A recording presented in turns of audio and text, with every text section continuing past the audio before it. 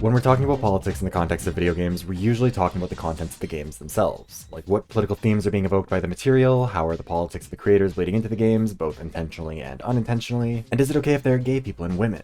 Depending on the kinds of gaming content you watch on YouTube, you might have also seen politics being talked about in terms of the means of production of video games. Like maybe you enjoy videos about labor conditions in the industry, the trademarking of mechanics, or the exploitative nature of microtransactions. A topic I don't see being talked about as much though is how politics affects how we play our games. Not in terms of what stories we experience or the scenarios we find ourselves in, but literally how we play them. Somebody's performance in an online game doesn't just come down to who's theoretically the best at it, but also the quality of their hardware, and more importantly in a lot of cases, the connection that they get to the servers. Not only is that a variable that's largely out of your control unless you're willing to move somewhere with better internet, it's also a variable that has a lot more to do with politics than we tend to recognize, both past and present. And that's what we're going to talk about today, the politics of ping and performance. Now, I'll be honest, when I settled on these 4 video ideas for the first Members' Choice poll, I really didn't think that this one was going to win. Given that my channel is usually about Overwatch, I figured the Omnix one was probably the most likely winner, or maybe one of the people who watched my mental health dissolve live on stream while I was playing 999 might throw a vote that way to make me relive my trauma. And if you go through the comments from the videos and community posts where I talked about them, those 2 were definitely the most popular ideas. However, at the end of the day, it's the channel members who get to decide which one that I actually make. Sorry, that's a mistake in the script. I meant to say channel member, singular, because the sole channel member who voted in the April poll picked this topic all by their lonesome. I may not have adequately thought through the implications of giving one person the power to unilaterally determine half the output of this channel for $5 a month, but I am a man of my word, and I am genuinely really glad this topic got picked, because it's something I'm actually pretty passionate about. Speaking of the Members' Choice poll, May is going to be a bit different than normal, with 5 video topics to choose between, 2 polls, and 2 videos. The first poll is going to run from May 1st to May 10th with all 5 topics, with the winning video coming out on May 19th. The second poll will run from May 10th to May 20th between the 4 losing topics, and the winning video from that will go live on the 26th. Losing topics are always going to be making comebacks in future polls, so like if something loses one month, it will probably come back, and from last month I've decided to bring back 2 ideas, alongside 3 new ones. The options will be 1. The missing link in competitive Overwatch, the finale to the accidental trilogy that I've been making about the competitive Overwatch scene that'll get into the Overwatch League, why it hasn't worked, and what needs to change. 2. Overwatch's Omnix are shallow storytelling, a returnee from the April poll about how Blizzard's approach to the Omnix is bad in terms of the game's narrative as well as the implications of the analogy it tries to make to real-world marginalization. 3. The Clue movie and telling stories about games without stories, a video about my favorite movie of all time, I'm a little biased this month, and how it manages to thrive in spite of, or maybe even because of, the limitations of being an adaptation based on a game with a 3-sentence plot. 4. 999 made me hate the Titanic and telepathy, another returnee from the April poll about Zero Escape 999, focusing on the importance of narrative structure, editing, and character development. And last but not least, 5. Why didn't true crime cross over into video games? A video about why the cultural juggernaut of the true crime genre never really seemed to cross over into the medium of gaming the way it did with movies, books, TV shows, YouTube videos, and so much more. If you'd like to vote, you can join as a channel member through the join button below. There is more than one now, so there is some actual competition. Memberships are $5, and a membership purchase today will be valid for the next 30 days, long enough to vote in both of next month's polls.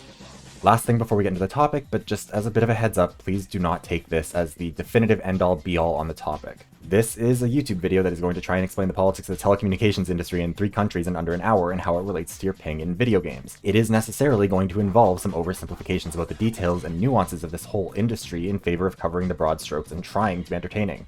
Emphasis on trying. I tried my best to be accurate, and to research appropriately, and to cover the topics in this video adequately, but this is not a PhD dissertation and shouldn't be treated as one. It is, at least in theory, a piece of entertaining media, and should be treated as such. Now, with that out of the way, let's get into it. Part 1. Why does this matter?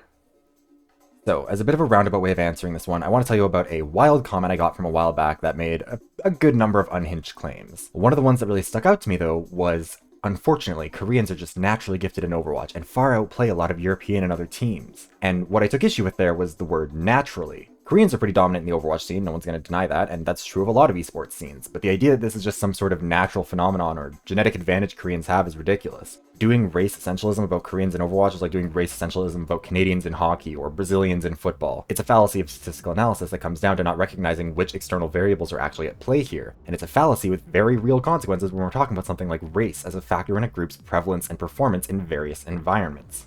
Like, okay, sure, if you're not thinking about it very hard, you might think it makes sense to argue that Canadians are just naturally better at hockey, or Brazilians are just naturally better at football. And to clarify something before I go further, I am going to be calling it football because when I'm talking about Brazilians and their relationship to this sport, I am fine with a million Americans making fun of me for calling it football. I don't want to piss off a single Brazilian when it comes to this game, okay? Hope we can all understand. They don't fuck around, and I don't want to find out. Anyways, if you think about it just like a little bit, you might realize there are other factors at play.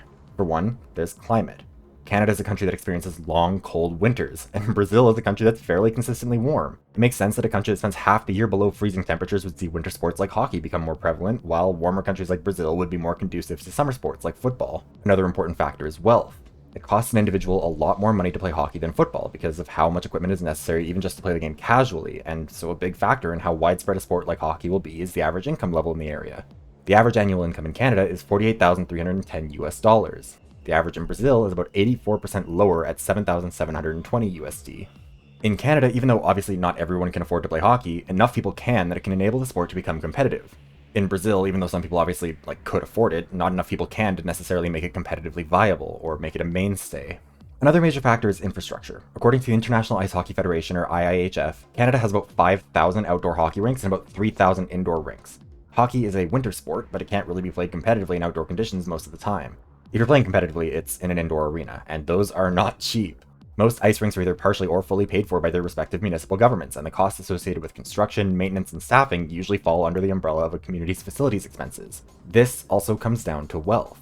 A municipality with a higher average income can afford higher taxes and generate more revenue to spend on a facility, and a municipality with more high-earning families is more likely to be on board with spending that money on that facility because it's one they'll be more likely to be able to use. To that community, it can be a good investment. There are a lot of small communities in Canada that have their own ice rinks, and it makes sense for them, it works for their community, but if you try making that same pitch to a small Brazilian municipality, they would probably reject it because it wouldn't be a very good investment for them. Instead, they might choose to invest in football facilities, which would probably cost less, and would also be more accessible to more people, so they'd get more use out of it.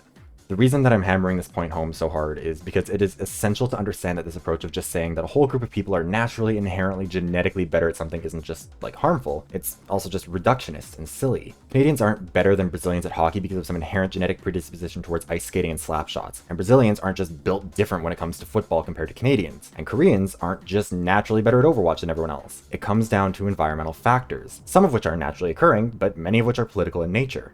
The differences between Brazil's and Canada's climates are naturally occurring, but the disparities in wealth, either on the individual level or for the whole country, are not.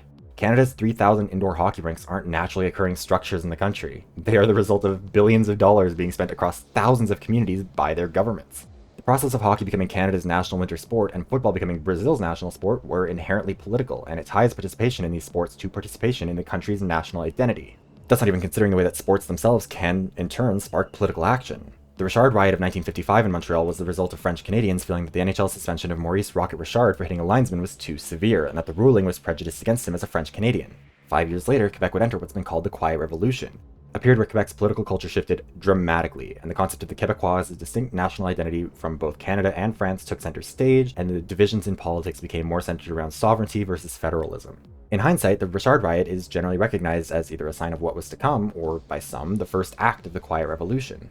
I know that all of that might seem like a bit of a tangent for a video that's supposed to be about ping, but in order for a video essay like this to work, it's necessary for us all to be on the same page about why it's important to talk about it in the first place. If we assume that performance in Overwatch is just the result of inherent natural skill at the game that certain groups of people have and others don't, then we also assume that nothing can be done about those outcomes. However, hopefully by this point, you understand why we shouldn't be making that assumption. It's not just inaccurate, it ignores that it's something that we can influence, at least in theory. Also, not for nothing, if we just assume that Koreans are inherently better than everyone else at Overwatch, it diminishes the hard work Korean players have to put in to get to that point, as well as the political factors involved. The question, then, is how are politics and ping related? And so far we've been talking in the abstract about the importance of recognizing that someone's performance is influenced by their environment, and that political factors are a big part of that. However, now it's time to get specific. What role do politics actually have in ping? So just to lay the groundwork, ping is the result of a couple key factors for our purposes: your internet speed and your proximity to the server you're playing on. Your ping is the amount of time it takes between when you input something into your computer and when that input is registered on the server to be communicated to everybody else. Playing on high ping means that the server has to make compromises between what you think you're doing and what was actually happening. If you're at 200 ping, then you're 200 milliseconds behind the server, and in the time it takes for your computer to tell the server that you shot someone, the server might have already been told by another player that they shot you first. This creates a contradiction, and if you play at high ping regularly, you'll be familiar with how shitty it feels. You thought you were safe behind the wall, but your internet was slow, so the server still had you standing out in the open, and you died. A good player with bad ping is going to struggle not just to perform well, but also to identify their mistakes and improve. After all, like on their screen, they did take cover at the right time, they did hit the headshot, and they did time their abilities correctly. How are they supposed to know what to do better when it's out of their control, when so much of the timing, the crucial element of this stuff, isn't reacting the way it should be?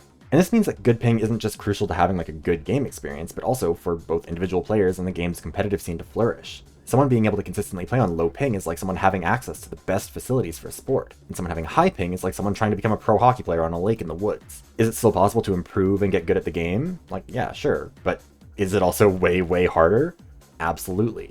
On top of that, it's a lot harder to stay invested in playing an online game when your ping sucks. It makes games feel unfair and unrewarding, and under those conditions, people tend to be less likely to stick around, develop as players, and contribute to a larger competitive scene. On the flip side, if you live somewhere where good ping isn't just available, but also affordable and accessible, then you're going to be in an environment where people are more likely to stick around, more likely to take it seriously, and more likely to contribute to a more robust competitive scene. If you build it, they will come. But who's building it, and why? Instead of just talking about hypotheticals, we're going to look at some case studies, namely Canada, the United States, and South Korea, and break it down into the two sides of the issue that we've talked about, proximity to servers and internet speed. Part 2. Population, Proximity, and Politics. Starting with proximity to servers, the main issue at hand is population density. It's a lot easier to ensure good server coverage when an area's population is very dense, which is related to how countries are settled and developed. Canada's population of 38 million people lives within a 10 million square kilometer landmass, giving us a population density of about 4.2 people per square kilometer. The United States has a population of about 333 million people living within a 9.8 million square kilometer landmass for a population density of about 33.6 per square kilometer. South Korea's population of 52 million people lives within a 100,000 square kilometer landmass, giving them a population density of about 507 per square kilometer. Now, I'm not very good at math, so I'm really hoping I don't have to try and do a bunch of math to convince you that this is a colossal difference in population density, and that it will have an appropriately colossal impact on how you place servers in these countries, and as a result, how ping is affected. Later in this part of the video, we're going to be talking about where Overwatch servers are actually located, but as the hypothetical, let's just assume that we want to cover the entire country with them. And let's say that you're able to reliably connect Overwatch 2 servers with a 20 or lower ping within a radius of 250 kilometers. And to make this even easier, I don't know, let's just say that the server is like operating in a square format, so we can just take these little 62,500 square kilometer tiles all over the countries. In Canada, an average server covering an area with an average population density would serve about 262,500 people, and you'd need about 160 of them to provide blanket coverage to the entire country. In the US, an average server covering an average population density would serve about 2.1 million people, and you'd need about 156 for the country. For South Korea, an average server covering an average population density would be able to serve about 32 million people, and you'd be able to cover the entire country in optimal ping with just 2. However, it's also important to recognize that these are nationwide averages, and for the US and Canada, that complicates things. 90% of Canada's population lives within 100 miles of the American border, and even that's an oversimplification. Out of Canada's 13 provinces and territories, half the population lives in just 2 of them, Ontario and Quebec. Not only that, but it is extremely concentrated around the St. Lawrence River and the Great Lakes, most intensely in an area called the expanded Golden Horseshoe around Lake Ontario. This includes the biggest city in Canada, which is Toronto, with 2.8 million people living in the city alone, 6.7 million living in the Greater Toronto Area, and almost 10 million living in the entire expanded Golden Horseshoe. An area small enough for a single one of our hypothetical servers to easily cover the whole thing.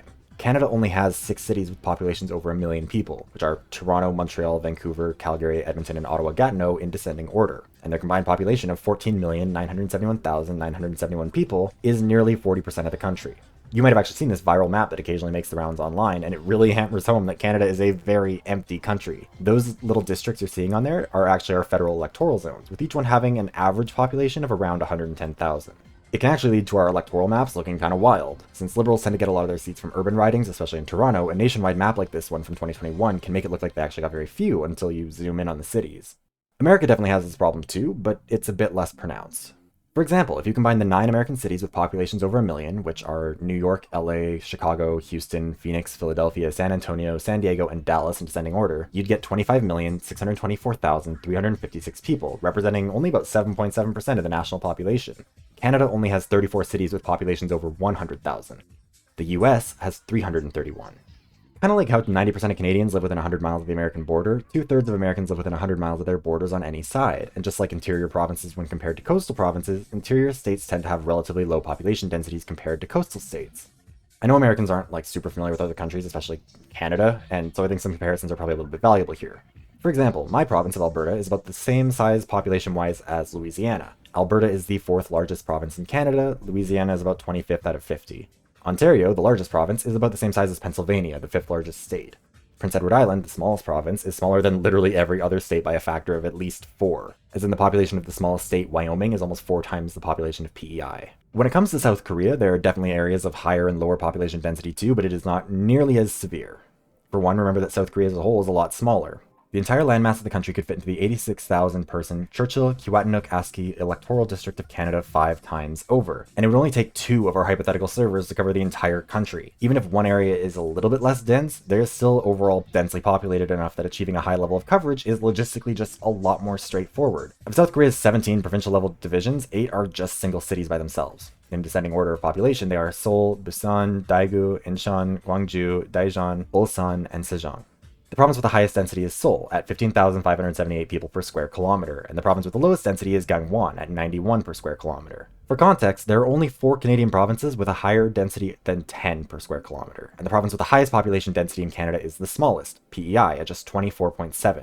Even if we only look at cities in Canada, only Toronto cracks 3K per square kilometer, and the US is doing better, but not like that much. The densest state is New Jersey, at 488 people per square kilometer, and the densest city, and we're talking actual cities, not incorporated places within metropolitan areas, because otherwise Guttenberg fucks this up, is New York City, at 10,431 per square kilometer. So, now that we've thoroughly established what's up with population density, let's talk about the politics behind it.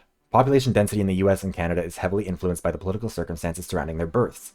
Namely, they were colonies. They weren't developed and settled organically based on where people wanted or needed to live, but based on what was most convenient financially for the colonizing countries with the technology they had at the time. Colonization of the Americas started from the east and spread west for the most part because that's where Europeans were generally coming from, which is why a lot of the highest density areas of both countries are out east. Those were the first European cities for the most part on the continent, so that's where European settlers tended to collect. However, they weren't in the Americas just like for fun. They were here for cash, largely in the form of furs to start with at least. When they set out west, it wasn't because they just loved the views and the deadly mosquitoes. It was because they were looking for resources like beavers that they could harvest and sell back to their home countries. As a result, many of the early settlements in the interior were initially just like trading outposts and established based on what would be the most efficient for making money rather than where would be best for people to live or set up a life for themselves.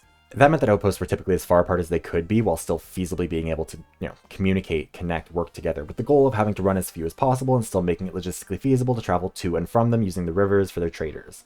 It's also not the main focus of this video, but if we're talking about the politics of settlement, we can't just pretend indigenous people don't exist. Modern day Canada and the United States were both originally occupied by a lot of indigenous people, and it would be the understatement of the year to say that the Europeans were fucking heinous towards them.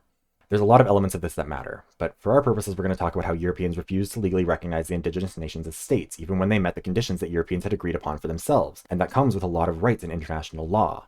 For example, indigenous people never had the right to claim territory, conquer foreign lands, or reconquer their own lands. Many tried and even succeeded at taking land in Canada, but Europeans just said, nah, that's still Canada, get fucked, and generally just settled the country as if they didn't exist. You might have heard that indigenous people didn't believe in owning the land, but they still understood the concept of territories and boundaries and working areas and all of that, and there were some, like the Iroquois Confederacy, that had permanent settlements and identifiable land claims.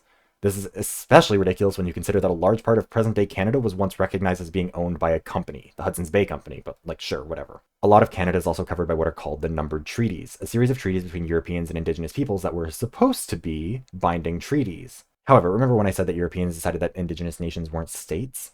That mattered here too.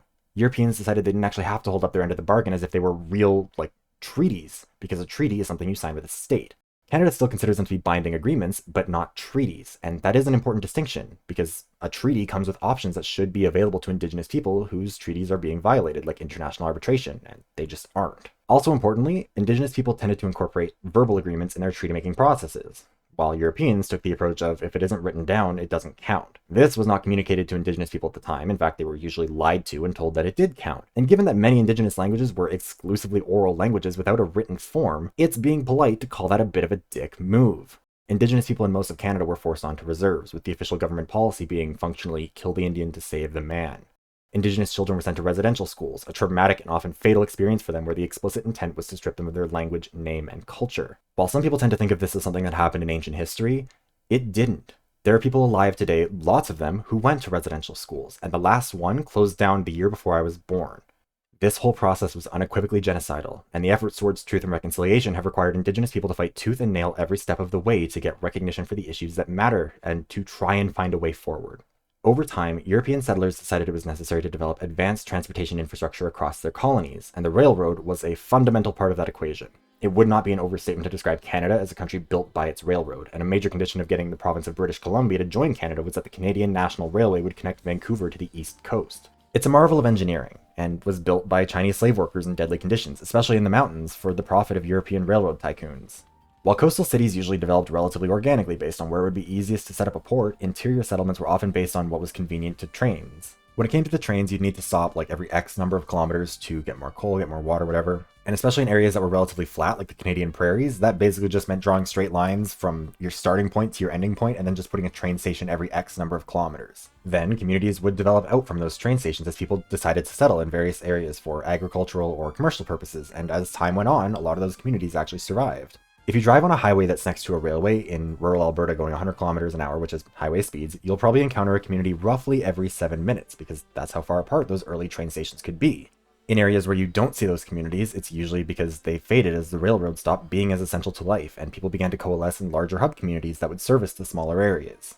And I get that that might all sound like ancient history, but the present day is just the manifestation of our history. The bizarre population density of Canada and the United States is a consequence of the political ambitions of the colonies they were born from, and the financial incentives they were pursuing, and the technology available to them at the time, in particular the railroad. A train could only travel so far because it could only carry so much coal and water at a time, and it would need to be able to stop to refill at predictable intervals, resulting in the spacing of settlements being fairly standardized in a lot of Canada rather than the more natural spacing and locations you see in places like the UK. The reason why trains had these limitations on how much fuel they could carry was because the size of cars had to be standardized. If they were any longer, they wouldn't be able to handle the standardized curves, and they couldn't be any wider without becoming too easy to tip over.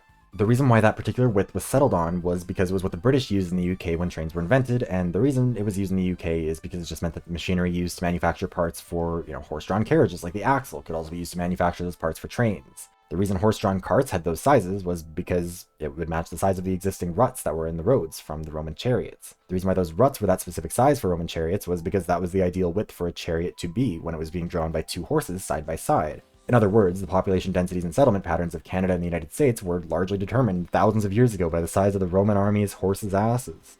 And if Roman horses had been a bit more caked up, those communities would have been even further apart. South Korea, by contrast, has a very different political history. Settlements of the region developed organically over thousands of years, with settlements existing in places like modern-day Seoul stretching back to like 4000 BC. The Korean peninsula's development is complicated, with a lot of room for tangents, but for right now we're primarily focusing on the politics of population density, and the important difference to recognize between what happened in South Korea versus what happened in Canada and the United States is that South Korea's development wasn't planned by some single governing authority or corporate infrastructure. Some of these cities have existed in one form or another for thousands of years under a range of different governments and power structures, and they had to just work with what they'd inherited from the last guy using the technology they had at the time. And once a city's established, they don't tend to get unestablished. Getting rid of an old settlement and building a brand new one is generally a pretty unpopular thing to do amongst the people who, live there, and it's also really expensive. It was one thing for European colonizers to set up communities in North America because they had no problem kicking out indigenous people and ignoring their land claims to set up whatever they wanted wherever they wanted. Because much of Korea's existing settlement pattern has roots going back hundreds or even thousands of years, proximity between settlements is smaller because the technology of the time didn't allow people to stretch out as far while still maintaining communication and, importantly, protection. When Canada and the US were settled over the last few hundred years, it was using technology that enabled people to live further apart. Not just in terms of communication, but again, in terms of defense, in terms of protection. And there was a specific political intent and capacity to direct that settlement in that direction. To tie it all back to the original topic, these political issues all collectively contribute to the challenges that a game developer is going to face when they try and decide where to set up their servers. Part of the reason why my ping in rural Alberta sucks ass is because there's no way that Blizzard's going to set up a server here. Why would they? They'll set one up at most in like Seattle or Vancouver, and that'll have to suffice unless there's maybe one somewhere in the American Midwest. The political decisions surrounding settlement priorities from generations ago have led to this situation, and this issue is a much harder one to find a solution for. Like, let's say that we want Canada to get to the same population density as South Korea. We would need more than 130 times our current population, which would put us at about 5 billion. That's not happening. We're likely stuck with the population density issues that we have, and that isn't going to be changing anytime soon. Aside from affecting your ping, the further a signal has to travel, the more likely it is for the message to just be altogether lost, particularly on older copper cables. Now, this part of the video has been focused on hypotheticals about server locations and all of that, but maybe we should ask, where are the actual servers? Well, from what I can find, there are 14 Overwatch 2 servers in 11 countries, currently located in LA, DC, Columbus, Chicago, Amsterdam, London, Paris, Frankfurt, Rome, Bahrain, Seoul, Tokyo, Taipei, and Sydney. There are no Overwatch 2 servers on the entire continents of South America or Africa, as well as none in Central America, Eastern Europe, Central Asia, or South Asia. And it's not like this reflects the areas with the highest population densities on the planet either. Like, India has over 1 billion people with 0 servers, and the United States has 4 with a fraction of the population. If you compare this map to a map of global population density, it just doesn't make sense. However, if you compare it to a map of global GDPs, or a map of average adult wealth, then you'll start to notice alignments. Like with a lot of things, there's a pretty clear bias towards wealthy countries, and this is a major contributing factor to why the gap between rich countries and poor countries in esports is only going to keep growing. Investment in the sector is going to keep going to rich countries, and as a consequence, they'll be able to develop the sector faster. Meanwhile, the infrastructure won't be developed in poorer countries, meaning that they won't be able to improve as much, leaving them further behind. That's not to say that esports won't ever have its cool running moments, but just like what we talked about at the top with Brazil and Canada's national sports and performance level in those sports, a country's level of wealth has a huge influence on its performance in these things, and is inherently political. The history of colonialism, the exploitation of the global south, and a Eurocentric approach to the world all collectively influence the world in big and small ways. And one of those small ways is that you're more likely to have an Overwatch server in your community and benefit from the generally lower ping if your country is some combination of the United States, European, wealthy, or heavily economically tied to Western markets. It also doesn't hurt if the game is developed in your country. American devs will understandably be biased towards America, and if Overwatch was being developed in, Sao Paulo instead of Irvine, California, we'd probably see some different server locations. If the games industry was more evenly distributed around the globe, we might see more diversity on this just kind of naturally occurring, but given that game development is pretty unevenly distributed, it only reinforces the issue. However, in the interest of trying to keep this video under an hour, we should probably move on. What was that other issue we were talking about? Part 3. Speeds, service providers, and special interests. While your proximity to your server and the political factors that cause that proximity aren't really something that can just be changed at the drop of a hat, the speed at which you connect to the server is a different story. It's not fully able to override the problems that distance can impose because there are still limitations to how fast data can travel, but it can minimize those problems. As we talked about before, your ping represents the amount of time it takes for you to input something into your computer, for it to travel to the server, and for it to be established as fact in that server. If I have a connection to a server at 200 ping, that means it'll take 200 milliseconds for my input to be registered as fact on the server, assuming that I'm alone. In a game of Overwatch, though, there are 9 other people who are also trying to have their inputs registered as fact, and we're all operating off of what we can see, which isn't necessarily the same thing that everyone else is seeing or what the server has established. If you and I are both aiming for Widowmaker headshots and we both click on each other at the exact same time, but I'm on 200 ping and you're on 20, you'll be able to tell the server that you shot me before I can tell the server I shot you. And by the time my message arrives, the server will have already accepted as fact that I couldn't have shot you because I was already dead because you killed me. If you think about it too hard, this is just going to give you a headache, but this is the reason why someone on the slow internet is just more likely to take the L even if they do everything right. Their messenger was just slower telling you about it. Internet speed can't change the distance to the destination, but it does affect how fast it gets there, and that is still important. The drive to Edmonton from St. Albert is always going to be shorter than the drive to Edmonton from Calgary, so even if someone's driving from St. Albert on a go-kart, they'll probably still beat the person driving from Calgary in a muscle car. Still, if you've got to make the trip from Calgary either way, you might as well try and do it at highway speeds. However, we're not just talking about the role of internet speeds in ping, we're talking about the politics of internet speeds. And for that, we need to talk about internet service providers and infrastructure. Your internet service provider, or ISP, is the company that you pay for broadband. They'll offer you a range of packages, usually at different speeds and with different data caps at different prices, and that's what they are supposed to provide to you. The speeds and quality they can provide are based on what kind of infrastructure they have for transmitting that information. Copper cables are the older tech, with lower capacity for speed and a greater loss of data over longer distances, while fiber optic cable is the hot new thing that transmits data way faster and has a lot less data loss. The quality of the infrastructure is what determines the speeds that your ISP can theoretically offer you, and your ISP determines what price they think you should pay for those speeds. So what's the role of politics in this? Well, for one, the government is responsible for setting regulations on industries like telecom, and that can include everything from imposing restrictions on the prices that can be charged to the length of contracts they can offer, promises they can make, minimum speeds they're required to provide, service areas they have to cover, as well as the penalties that they can face for failing to meet those or any other regulations. On top of that, in areas where telecommunications are meant to be competing in a private market, the government is responsible for developing and enforcing antitrust laws and other competitive laws to keep things competitive. Alternatively, governments can also choose to compete in the sector directly, with a publicly owned telecom company competing against the private sector, and in some places, the government can even impose monopolies in order to directly regulate a single ISP, either a privately owned one or a publicly owned one. We're going to start with the US here, because out of the 3 countries this video is discussing, it is the most straightforward. The Americans love their idea of laissez-faire free market capitalism, and that libertarian approach to regulation and love for corporations over people is part of why telecom companies in the US suck complete ass. It's a wildly anti-competitive market with terrible practices and low regulation. Service is poor, costs are high, and there's not much you can do about it. AT&T, Xfinity/Comcast, Spectrum, and a handful of other companies have chopped up the map of the continental United States like mob bosses, divvying up a city's neighborhoods for protection. But if you're rich enough and or live in a big enough city, you can usually get one of them to offer you something decent, at least on paper. I mean, in practice, who knows? Maybe they'll have an outage here or there. Maybe they just straight up lied to you about the speeds that they're actually going to provide. What are you going to do about it? Email them? With what internet, dummy? You're going to phone them too? Joke's on you, those same clowns probably run your phone service. They don't care. Are you going to tell your representatives about it? Are you joking? You do remember we're talking about the United States, right? Corporations are more of a person there than you are. And unlike you, those corporations have billions of extra dollars laying around that you've had to give them because there's no other game in town that they can give your reps to make sure that they don't do a single thing about this situation. In 2021, Motherboard reported that the American telecom industry was spending an average of $320,000 a day on lobbying efforts in Congress. Money that could have been spent on improving service, but hey, why bother? And you might be saying, okay, but Vivros, these companies are still competing with each other. They have an incentive to offer the best services and lowest costs so that customers pick them over their competition. And look, in theory, that's how it's supposed to work. That's a very Econ 101 approach to things. And setting aside that bit about how telecom companies usually specifically avoid operating in each other's territories, which gets rid of competition, you're also assuming it's in their best interest to compete against each other rather than collaborate. But is it? I'm sure you've heard about the prisoner's dilemma. Two people are being interrogated for a crime and they're offered an option. You can either rat out your partner or keep quiet. If you rat them out, but they keep quiet, you walk away scot-free while they go to prison. If you keep quiet while they rat you out, same deal, just the opposite direction. If you both stay silent, you both go to prison, but for the minimum sentence compared to what you would have gotten otherwise. And if you both try and rat the other person out, you both go to prison. The challenge of the prisoner's dilemma is that the participants are incentivized to act selfishly and know that their partner is too, and that leads to suboptimal outcomes. Often when people talk about the prisoner's dilemma, it's as a game that's being played for a single round. But in economic terms, corporations are often facing this dilemma on repeat when dealing with their competition, and there are consequences for playing selfishly. And that can actually be especially true in the Wild West of the US, where your competition could pretty easily start lobbying for regulations to specifically target you. In competitive environments, it's usually in the best interest of firms to collaborate on things like price, speed, or service area in telecom. It allows them to jack up prices because everyone else's prices are high too, or only offer relatively low speeds because nobody wants to pay for the upgrade. And if an up-and-coming company is going against the grain and trying to disrupt this, I mean, guess who's about to receive a lucrative buyout offer from one of the big telecom companies?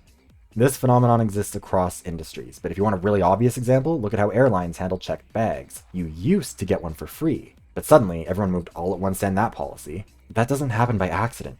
If nobody offers a good deal, you're forced to take a bad deal. And bad deals aren't bad for everyone. They're bad for you, but they're good for the companies. And the companies would rather work together to ensure that their ability to offer bad deals is as strong as possible. Now, a lot of this is also true about Canada, but there is a bit of a twist. While the United States was busy doing the West proud with its free market capitalism, Canada has actually dipped its toes into nationalization here and there when it comes to telecom, particularly back in the early days of the industry.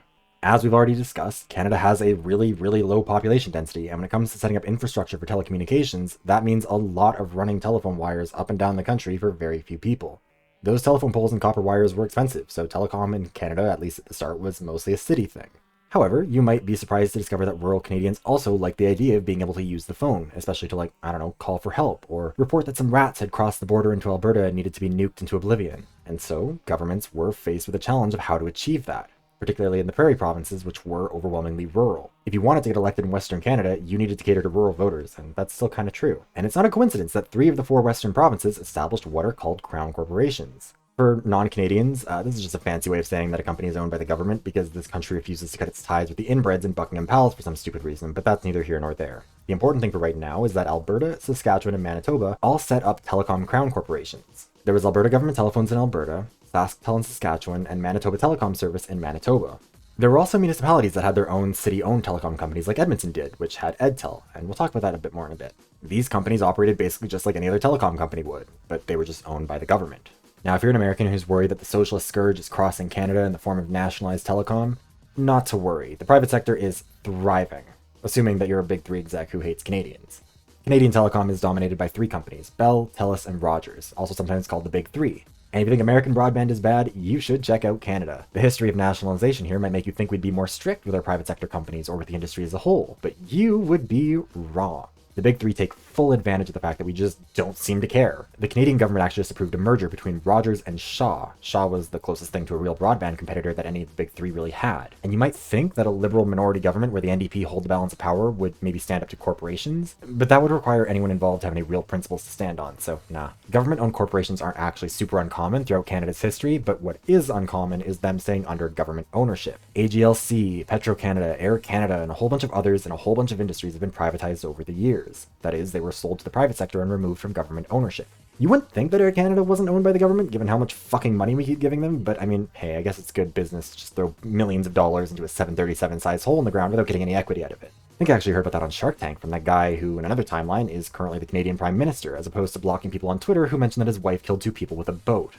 Anyways, all good things must come to an end. As a middle finger to the province before he was forced to resign due to being just incredibly unpopular, progressive conservative Premier Don Getty sold off AGT to the private sector in the early 90s and formed TELUS. You remember TELUS, right? They're like Canada's AT&T? Yeah, that's the one. That used to be owned by my government. And then we sold it, and now they suck. They also bought out EdTel. Manitoba followed suit a couple years later when their progressive conservative government sold MST off to Bell in 1996. SaskTel, though, is still holding strong.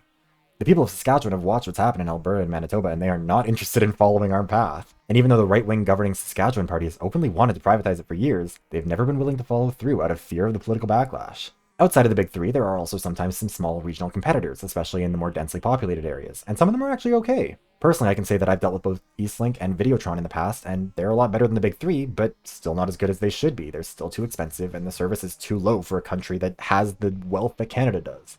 There are also companies like ExploreNet, whose executives will not be seeing heaven, and I'm going to leave it there for TOS reasons. The only good telecom providers in the country are municipally owned, and I want to tell you a quick story actually about that. Olds, Alberta is a small rural community in the center of the province that decided in the early 2000s that they wanted better internet. So they decided to pay to have a bunch of better infrastructure built that ISPs would be able to use. The only problem is the ISPs refuse to use it. And the obvious question is, why?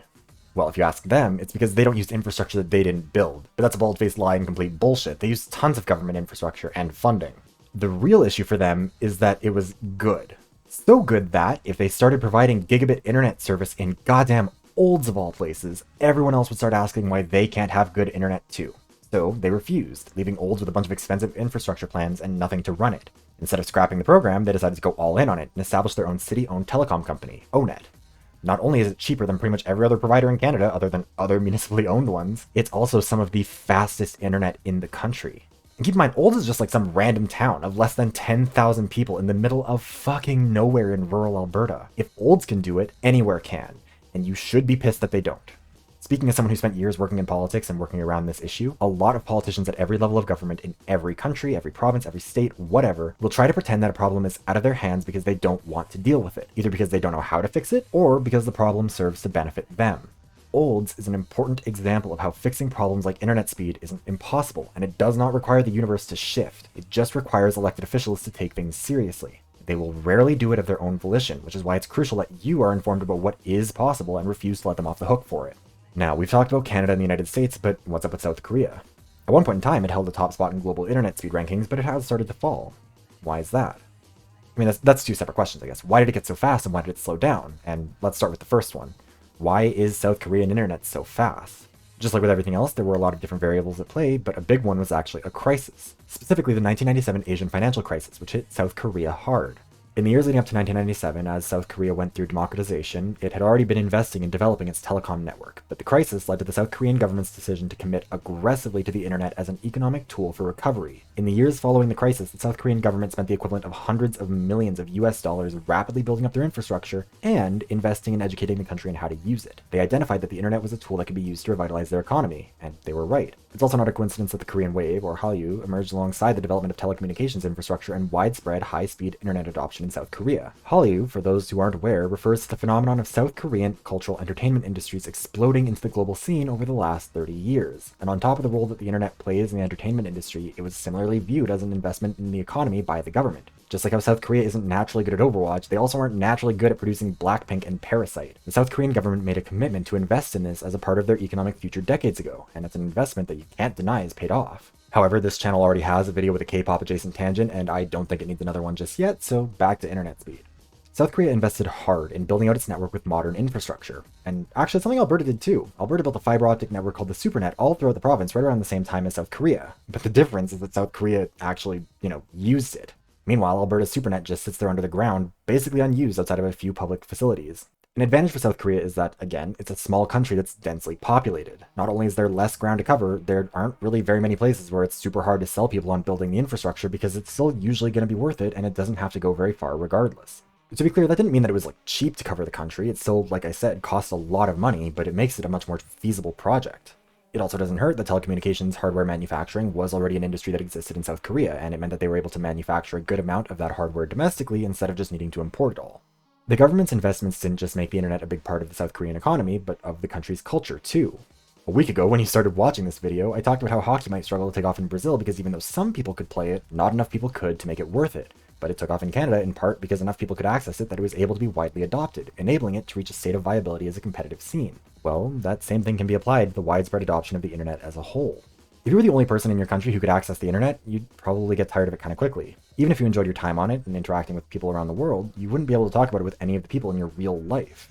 They wouldn't have any of that shared experience. But when everyone around you has access to the internet, then your engagement with the online space is something you can share with the people around you rather than something that isolates you from them.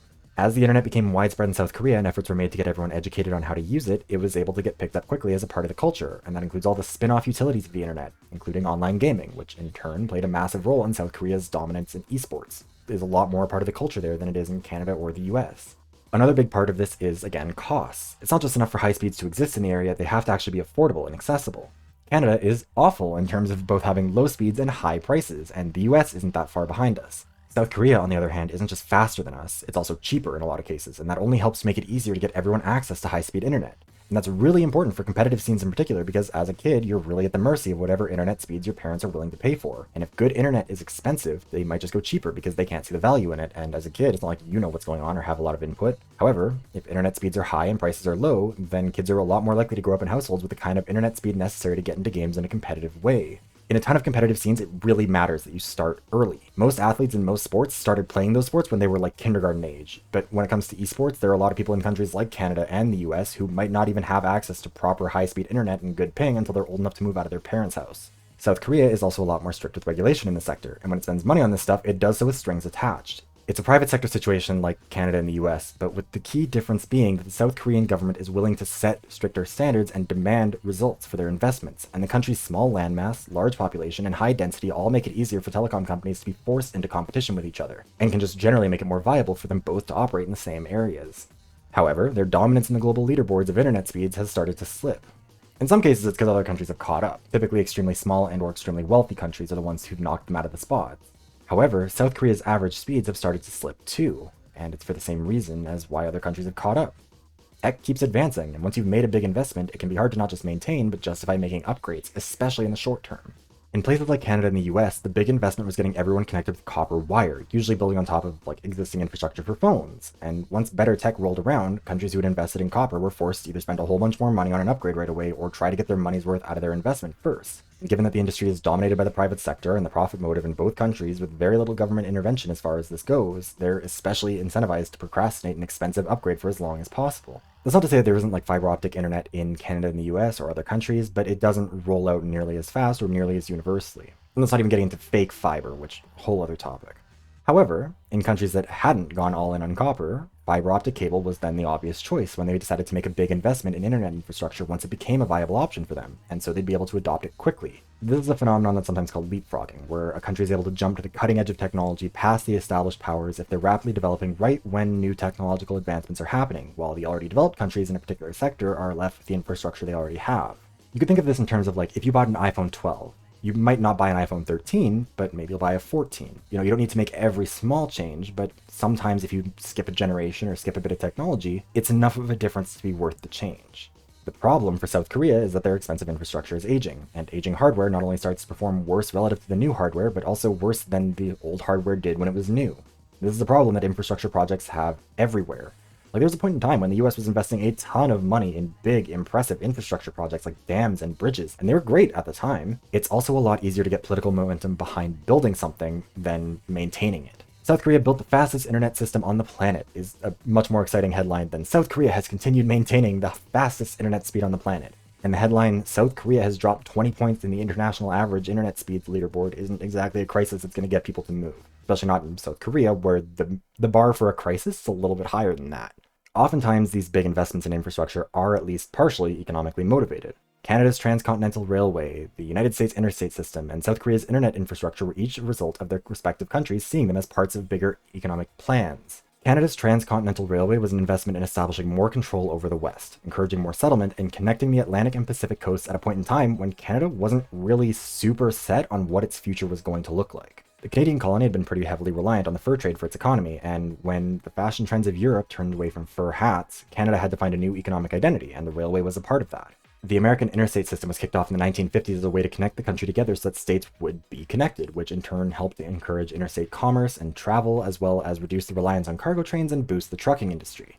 The South Korean internet infrastructure push was motivated by the need for an economic recovery after a tough financial crisis, and they went all in on the internet as a key part of that recovery and their future as an information economy.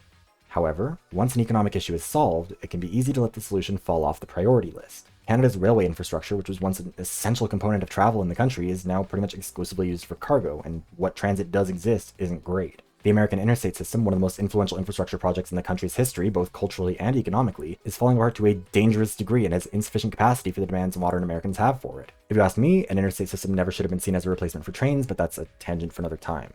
South Korea's internet infrastructure, once seen as a top priority for economic recovery, is now just another piece of boring infrastructure like the roads and the power lines that's not in a dire enough state to get anyone panicked, even as the rest of the world catches up and the South Korean internet advantage starts to disappear. When we're talking about the politics of ping and performance, we're talking about a lot of things. We're talking about countries turning up the political willpower to commit to making something a national priority. We're talking about how countries are settled and developed and how both policy and technology can enable or undermine one another. We're talking about how easy it can be to get political motivation behind big, impressive infrastructure projects and developments and policy goals, but that motivation starts to disappear once you start talking about the slow, boring, tedious, expensive, and borderline imperceptible process of maintaining the impressive things you built. We're talking about the profit motive, about antitrust and anti-competition, about people versus corporations, about regulation, about bribery in the form of lobbying dollars, about the internet's role in our economies, cultures, and industries, and so much more. It might seem like this all has been overkill for a video that's answering questions like, why does my ping suck in Overwatch? Or why are Koreans so good at esports? To be so long and cover so many topics, but this is the reality of the world we live in. Political issues consistently overlap and affect each other in weird, unpredictable ways. Canada as it currently exists might never have existed if beaver hats hadn't been the hottest thing in European fashion at the time. And if not for the Asian financial crisis of 1997, South Korea might not be running the esports show the way it has for years now.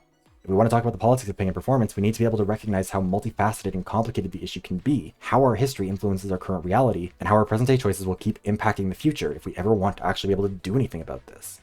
This video could easily go for another hour, but for my own sanity, we're going to end this one here. Thank you so much for watching. Be sure to like, subscribe, comment, push the bell, all that other good stuff the algorithm craves from you. This was a really, really fun way to kick off the Members' Choice videos, and since I now have 2 channel members instead of just 1, I can shout them both out here without having to reveal which one cast the single vote for this topic. Thank you so much to MiniQ and insert name here for becoming channel members, and if you'd like to join them and vote in the polls for May between these 5 topics, be sure to click that join button below.